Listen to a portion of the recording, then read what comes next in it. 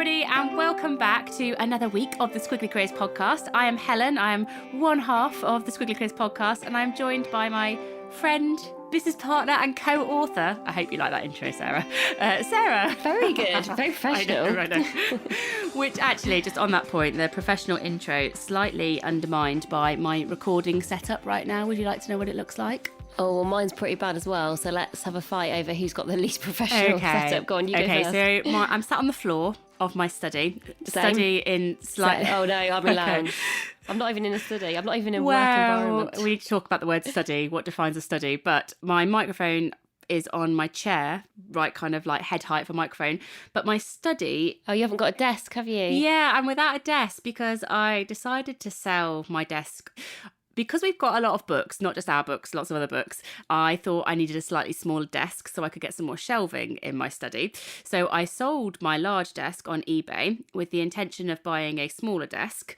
However, I ended up buying another desk, which is exactly the same size as the one that I've sold, which isn't going to be here for another... I know, but it's really nice.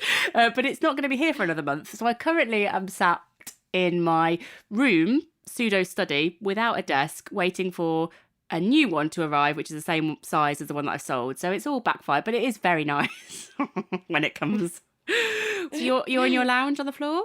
Yes, because I don't want to wake up my toddler who's only just getting into bed about now. For people who maybe are newer listeners and are thinking, oh, they usually both sound quite professional, interviewing all of these guests in January.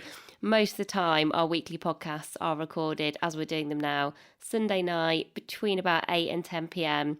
as our kids have gone to bed.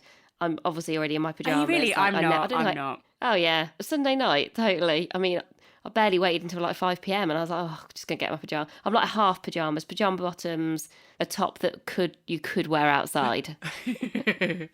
Lounge. Now I saw something... Just thinking about this podcast introduction, I did see something that really made me laugh on Twitter this week, which we have definitely just done, where they said, I'm really fed up with podcast introductions, talking about people's personal life. Just get on and talk about the topic. Right, okay. I mean... And I was like, oh, that's definitely us. The debate as to whether Sarah's actually read that on Twitter or is just trying to give me some passive-aggressive feedback now is... Oh, no, I did actually read it on Twitter and just thought... So true. Oh, yeah, probably... Like we think we're having like a nice introductory chat and everyone else is probably just like, get onto the topic so I can like move on with my life. All right, let's do it. Right, the topic, everybody, today is, I feel like I need to talk in bullet points now, it is hard versus soft skills, and is it better to be a generalist in your career or a specialist? Should we start with some definitions of like, a specialist is defined as... a person who concentrates primarily on a particular subject or activity, and a person who is highly skilled in a specific or restricted field. So that's your specialist definition. And the generalist is a lot shorter, which I think is quite funny in itself. A person competent in several different fields or activities. Full stop. I know, I thought it was really funny. Jack of all trades, master of none. Yes, there we go. So, getting straight into it, Sarah, why can't we all just be a mixture of everything? Why do we need to think about it in careers today? Well, I was thinking about this because I think within Squiggly Careers, because these kind of less traditional career paths are disappearing and probably our choices are less straightforward and not as simple as they've been previously, you're just making more choices, but also you do start to want to, I guess, be a bit more considered about thinking, well, probably what's more important to me, generalist versus specialist, soft versus hard skills. And kind of spoiler alert, but I think our listeners are all smart enough to realise that this stuff is not going to be binary. There is no winner. But I do think it's something, and actually the more I've thought about it, I think it's something where if you think ahead over a slightly longer period of time, I think then it actually can probably help guide the direction that you go in the next 3 to 5 years. Because I always say to people now, never ask that interview question, like, where do you want to be in 5 years' time? Because it just doesn't feel very meaningful anymore. And I think that's right. But actually, when I was starting to think about this a little bit more today, I was thinking, but when people do want to plan a little bit more in the medium term, which I think lots of us do, we sort of want to make sure we're doing the right thing here and now, but also feel like we're broadly heading in a direction that we find motivating. I think this can actually be quite a good lens for almost medium-term planning. So maybe we should have a little chat about our soft and hard skills, or our specialist or generalist kind of preferences in our careers, to work out whether there's any difference between us. Do you think you have more soft or hard skills? And do you think you are more of a specialist or a generalist?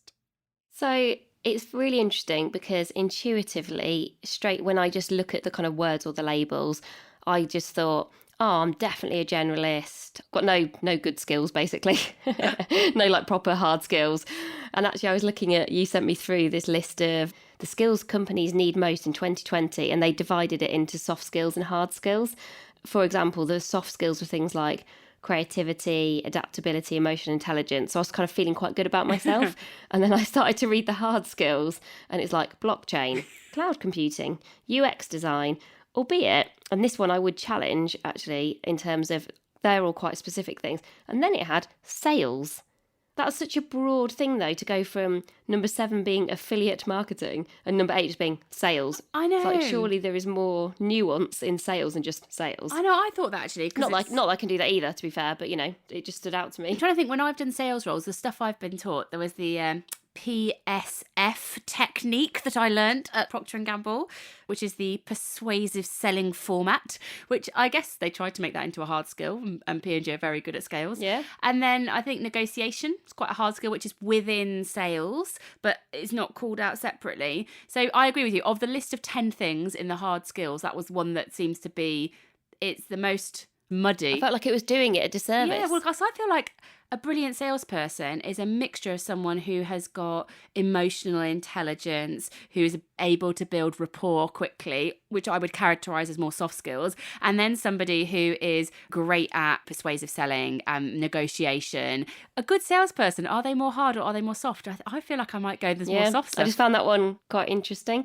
So I was actually thinking, definitely as somebody who spent quite a lot of time probably in the second part of my career getting comfortable with the fact that I was more of a generalist, and that's where a lot of my value lay. And I think for me, yes, I worked in marketing for a good 15, 16 years, but I worked in lots of different parts of marketing. I worked in lots of different sorts of industries. I was never particularly attracted by a kind of specialist marketing skill, albeit I probably leaned slightly towards a certain type of marketing. So I couldn't do all marketing, but almost any time I was in danger, I think, of probably really starting to get specialist, I was actually always very happy to move on and try something new. So I think I almost stopped myself becoming a specialist because I was always attracted by, I could use the kind of more soft skills that I've got in a different capacity, in a different industry, in a different type of team, in a different type of organisation. And that was always more appealing to me. I was now thinking, though, maybe now with what I do, with what we do, and I'll be interested to see if you've thought in this way or not at all, maybe I'm becoming more of a specialist because I feel that everything I do now is all about developing people. And that shows up in loads of different ways and using probably some soft skills and some kind of hard skills. But I do feel like probably for the first time in my career, I feel more of a specialist now than perhaps I've ever done. And neither makes me go, I'd rather be one or the other. I think I was actually just quite surprised when I was starting to come to that realisation, because I think I just don't associate myself with having like specialist skills. And actually you always want what you've not got, don't you? And I'm always very admiring of people. You're like, wow, they like really know their stuff. They're like really deep experts. I think I really admire deep experts in topics, particularly now with what we do. The people I think I aspire to and learn from are people who I would associate as being deep experts, and that's something that I would want to keep investing in myself and get better at. So I don't know, it's given me, you'd have thought this would be quite a straightforward thing, but I think I've got into quite an existential crisis about whether I'm a generalist or a specialist. So Sarah normally reflects a lot deeper than me, but I actually am having all the same quandaries as you. So I know, it's so funny. So I thought, I've done a few because I've got like a project management qualification, for example. There's a few things that I've done that are almost like harder skills. I kind of thought, of course, I've had a few moments where I've been a specialist because I've got this like harder skill qualification thing. But actually, when I look at the definition of a specialist, a person who is highly skilled and who concentrates primarily in a particular subject, I don't think I've done that. I think I've just picked up qualifications that have been appropriate for the job that I was doing at the time. But I don't think I've deliberately focused my career on those areas. It's just because I like learning, and that's been an opportunity to me. I've taken the opportunity to sort of validate that skill that I had been using at that time. And I think my career, same as yours, is very like generalist based. And I've also got to the same conclusion as you. A person highly skilled in a specific, restricted, I caveat, but a person highly skilled in a specific field, I kind of think, well, that's what I now spend all my time doing, like career development and developing people. And then, Sarah, the bit I get worried about is the word expert. I have a real, honestly, I have a real aversion to the word expert. So in doing all of these... What, as in you don't want to be one? Wow. Or you don't like the word? Wow. Or? So I came across some research a while ago when I was doing like the career tip stuff for Instagram that said that actually when an individual thinks of themselves as an expert, it can actually make them more fixed mindset, because they almost like, I'm an expert, I'm the leading knowledge person in this. And then you start to almost protect the self and external perception of you being an expert, which means that you start to get a bit defensive about your knowledge. You maybe stop being curious. And then I kind of go, well, I don't really like calling myself an expert. I feel like I just want to be the, the whole learn it all versus know it all thing. I want to be the most curious person about career development rather than the most expert person in it. So I also had I think I'm more specialist than I've ever been, but I don't want to become an inverted commas expert, because I sort of worry about the connotations of that and how that makes other people feel when you sort of put that boundary around your knowledge and your specialism. Yeah, though I think perhaps that's a bit like with the things that we talk about in terms of moving from career ladders to squiggles. Perhaps that's an opportunity to redefine what we mean by specialist, or for you to redefine in your own mind and think about, well, how would you define specialist in a way that was motivating to you? Because essentially what you've gone to is, my first thoughts when you say the word expert feel quite negative. They don't feel useful or motivating to you. Whereas actually if you could come up with a way of thinking about those things in a way that felt really good, so it opened up more possibilities, it opened up more learning. If you sort of almost like flipped each of those things on their head and went, well, what's the opposite of that? What happens if it meant this thing? That might be then, it's probably a very different kind of mindset, isn't it, as kind of a starting point. But yeah, it's interesting. At least I'm glad it wasn't just me. I feel like what I want to do is somebody who uses a significant body of knowledge or experience and continually develops their understanding of their subject. That, I really get into that definition of a specialist. One bit I think I do find myself worried about a little bit is I worry that I'm a little bit biased in this. So because I think I favour generalism, partly because my own career has been that, I do worry sometimes whether maybe I undervalue specialism. So I'll give you a very real example. When I worked at Virgin, so I had a team in Virgin Insight, and half my team were much more generalist and half of them were much more specialist. And I remember when I was recruiting for that team, and what I was really looking for, and they were hard to find, was what I would call heads up analysts. Was what I was basically trying to recruit analysts, which was a skill set that I was not that familiar with. And what I was trying to recruit for was a blend of people who had the technical skills, but also who had some of the more generalist skills that I was looking for. So the ability to build relationships, the ability to use the data that they were spending a lot of time in to create meaning for other people. So what I was calling like heads up analysts, people that weren't, they could go down, but they could also kind of engage other people with their insights. I do think, in my mind, that's the sweet spot. So somebody who has a bit of both. And so whether you're a very soft person, but you have a few hard skills that you draw on, or you're primarily a kind of a hard skill person, but you almost have the capacity to develop the soft skills that allow you to engage other people with that specialist knowledge. But I think that might be the sweet spot. But I don't know whether that's a bit biased, because that's maybe where I come from. What do you think? Yeah, I think the conclusion I started to get to when people are making choices and decisions about specialist versus generalist, because I think it is a decision. I think it's something that you think about for yourself, kind of what's motivating to you, and then you start to make choices based on that, both in terms of maybe the jobs you might do, the projects you work on, the learning you decide to do, and kind of the time that you have. Is I would start with your strengths, and in particular your super strengths. And I would be thinking about, okay, when I think about my 2 or 3 super strengths, so those ones that are, I want to be particularly brilliant at, the things I really enjoy, that I want to use as much as possible, that I really feel in flow when I'm kind of using these things. What are those super strengths? And I feel like they almost, when you talked about that kind of sweet spot, I would kind of go, well, I would almost overemphasize and overstate the super strengths and work out, well, does that put me in a generalist or a specialist, soft versus hard? Have I genuinely got a real mix in terms of two of those are generalist, one of them might be more specialist? And then think about, okay, and then how do I fill in any gaps that I might need to fill? Because if I've got all three of them and they are soft skills, I might want to think about, okay, but how do I make sure I get good enough at some of the hard skills that are relevant to the job that I'm doing?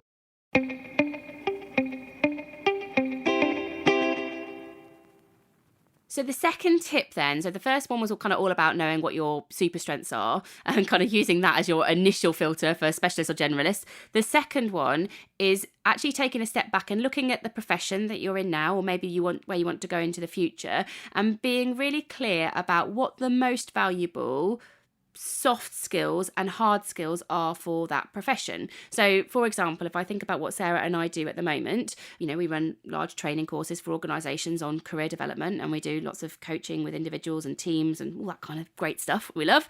If I was to say, okay, what are the top couple of soft skills for that? Listening, being a really engaging communicator, being supportive, empathic, I could list lots of those. If I think about the hard skills, there's a very hard coaching skill in there. I think there's a particular skill around storytelling that we do as well, and I could list kind of more of those hard skills. Now, once you've got that list down, I think it's up to you to make a conscious choice about the things that you want to develop in. And I think the difference is where you just sort of blindly go, oh, I'm just going to do the things that I love doing or the things that I enjoy. I think you've got to think about what is the role I'm doing now, or what might be a role I want to do in the future, and what are the things hard and soft that I might need to learn. Maybe for us it might be organisational psychology or behavioural science might be some of the harder things. And it's not that you need to learn all of them, but it's about making a conscious choice about what you are learning and what you aren't learning. So, for example, when we started doing Amazing If full time, previously, we'd had like our corporate jobs that we've been working in, I looked at the hard and soft skills that I thought I needed to do to be brilliant at my job. And I realised that I had, I was pretty well developed on some of the softer ones, but, I didn't have a coaching qualification. And I thought, that is a hard skill that I want to add into my mix. And now I'm doing it again and thinking, I am really interested in behavioural science, and would that help me in the job that I'm doing? So make sure you have that list so that you're making a conscious choice about what you are developing in, and you understand and you're really confident in, yes, I have developed more soft skills or I have developed more hard skills, but that you don't feel maybe all one way or all the other, and then you get a bit blindsided when you feel like I haven't spent any time developing an area of skill that maybe I should have done. So the third tip is think about building a complementary network inside and outside your organisation, maybe based on what you don't have. Because I think all the evidence is that diverse teams, people who bring different things to teams, yes, sometimes those teams can feel quite hard because people bring different perspectives and points of view, but they always get to better outcomes. And ultimately, I think when you can make those teams work, they can feel like a really brilliant place to be, and where you add probably, I guess, the most value. And so, you might proactively think about, who am I spending time with? Who am I learning from? Which are the projects that I put myself forward for? Which are the roles that I want to do? And actually, I think when you're making choices, even like looking at that and making a best guess, I think for me, I remember as I was moving from marketing into corporate responsibility, very much kind of in my generalist years, I was very mindful of being a generalist. But I also knew that I'd got a lot of specialists in the team that I was going to join. And that gave me confidence because I knew it was an area that actually needed specialisms really more than generalists. So there was kind of less of people like me. But also I thought, oh, that's good because I'll have something different to add. But I was also very clear about that's what I was adding, and that I didn't have that specialist knowledge. I mean, with me, it was so obvious that I didn't have it, that people kind of knew that. But I think sometimes, if you are going for interviews and if you are looking at things for the future, just looking at that network and building a network of people who've just got different backgrounds, different skill sets. Definitely, I think some of the people I've got, some people I would like us to build a network with for Amazing If in the next 12 to 18 months is probably more in that specialist world than ever before. So not people who are generalists, but more people who are, as Helen would say, experts, to actually just be able to really learn from them, learn from their kind of depth of knowledge. Not because I think, oh, I'll get to their depth of knowledge within 12 or 18 months, but because I think, oh, that'll probably be helpful for me in terms of understanding what's possible, how far do I want to go with a specialism? Because I think with all of these things, it's a spectrum. Some people are, I think, highly, highly specialised, and have really chosen to go very specific on a topic area, on an industry. I was reading an article on the Harvard Business Review actually about specialism and generalism, and the specialism they were describing was really, really niche. And I was thinking, well, I would always be miles off something like that. But it's interesting to know kind of where you are kind of right now and where you might be. So I think just think about the relationships that you have in your company, outside of your company. Do you have some people you can learn from? So like I described in terms of if you're a specialist that wants to become maybe more of a specialist, do you want to kind of move up to kind of a different place from where you are today? Have you got some people to learn from? Or have you got some people who are just different to you, who are complementary to you? Listening to you there, it makes me think about, I've read 2 books sort of around this subject. So there's a book called Range by David Epstein, and then a book called Rebel Ideas from Matthew Syed. And they both talk about the power of cognitive diversity and collective intelligence. And they talk about actually within organisations are really able, whether they're an organisation that's full of half specialists or half generalists, the value comes actually in bringing those 2 groups together in some way, because you go from individual intelligence to collective intelligence, and it's where abstract thinking can emerge. It's where there's cognitive diversity. People get different ideas because they're connecting different concepts that one individual might not make that connection, but 2 people who come from different departments or different functions or even different industries are able to see that's a parallel that exists over here, and it just sparks new thinking. So I actually think for organizations and for managers, actually, if there are people thinking about their team here, we are not saying really that one is better than the other, which you might think is us sitting on the fence. But I do think what is the best thing to do is to be able to have the blend. And whether you're, in a particularly hard function, maybe it's in, I don't know, you manage a team of accountants or something like that, or lawyers, then I think it's about thinking about your wider networks and how you're bringing in some of that diversity into the mix, because it's the collective intelligence, particularly if you read those 2 books and look at the work of David Epstein and Matthew Syed, is in that collective intelligence that the best ideas happen. You mitigate risks from people who might think in a similar way, actually falling into similar sort of thinking traps. And it's probably a really good place for us to conclude that neither one is better than the other, but actually it's in the joining of the specialist and the generalist, the hard and the soft skills, even if that's not in the same person, that actually the best performance can happen. Yeah, and actually I have been in organisations where I have felt that one has been valued more than the other. And that's something that I hope will change. I actually remember, I think, listening to people, very senior people, kind of giving career advice about kind of what one being better than the other, or what you should do, or how you should kind of make choices. And I think now recognising that people's careers are more personalised, that there's not one career path, acknowledging that, I think even like things like the role of leaders and leadership is changing and structures are becoming flatter, etc. What that actually just means is you need kind of the right person, right job, and all of those right people in the right team at the same time. And that, I think, is something that will slowly change, where you start to, organisations in their culture and in their DNA will start to recognise that you need to look at people and talent in different ways. And often I think specialist people, not always, but certainly I've seen it, perhaps want to be very specialist, but then want to work for multiple organisations. They are people who want to maybe work in a more freelance way or in a more project way. And actually perhaps an organisation doesn't need their specialism all of the time.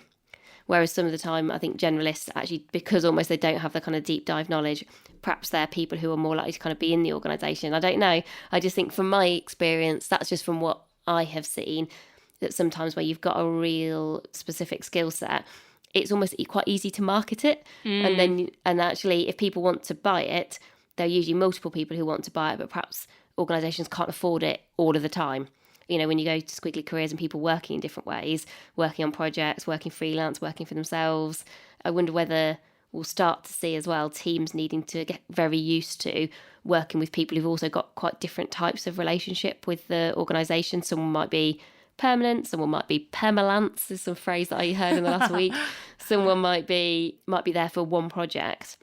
And I always find it really reassuring actually when I was actually doing some training with a company last week where someone was on the training and they actually came and said to me, oh, I am actually, I'm a temporary member of staff, but I would never know. I get treated exactly the same way. I get access to all exactly the same things. I get to come on training and those sorts of things, which I know is not always realistic all of the time, but I think that's a sign of a good organisation who sort of wants to embrace people kind of working in lots of different ways, whether you're generalist, specialist, etc.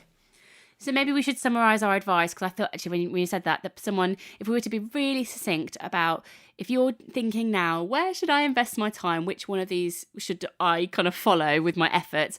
I think listening to the conversation that we've had, there are 3 bits of advice that we've got for you. The first is about focusing on your strengths. What is it that you're great at and what do you want to be known for? The second is about being realistic about the hard and the soft skills that are needed for the role that you're interested in today, the ones that you want to explore tomorrow, and make a conscious choice about where you are going to invest your time. And the third is about surrounding yourself with diverse people that can complement your areas of strength. So if you're thinking, do you know what, I really want to develop these particular hard skills, make sure you've got access to some people who have soft skills that you might not have. And likewise, if you think, do you know what, I really want to be a really great generalist with all these amazing soft skills, make sure you're clear on the hard skills that might be valuable in your professional industry and ensure that you've got networks with people who have those as well. So that's it for this week's podcast. We would just like to say thank you to everybody who in January has gone out and bought our book.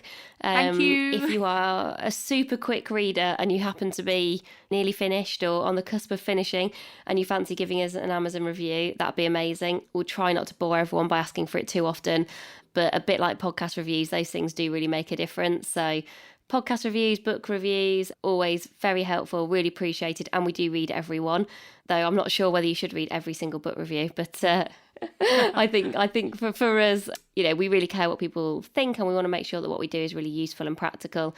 So please do kind of let us know. And if you want to just give us feedback generally and not do it kind of through Amazon or Apple, you're really welcome to get in touch with us directly. We're just at Amazing If on Instagram, where Helen also does her daily career stories. That's an easy way to get in touch with us. Or you can just email us at getintouch@amazingif.com. We genuinely love getting your emails. So was Helen and I do a catch up on a Friday, and Helen said to me, what's your favourite part of your week this week? And it is always an email that we've had from someone. So yes, we don't always get back to you super quickly, especially not in January. We've probably been a bit slower, but we do read everyone, we share them with each other, and we're really grateful for them. So that's it. As ever, if you'd like to access resources from this week's podcast, you can just go to amazingif.com. We'll get them up there as soon as we can. And we'll be back again this time next week. Bye for now. Bye, everyone.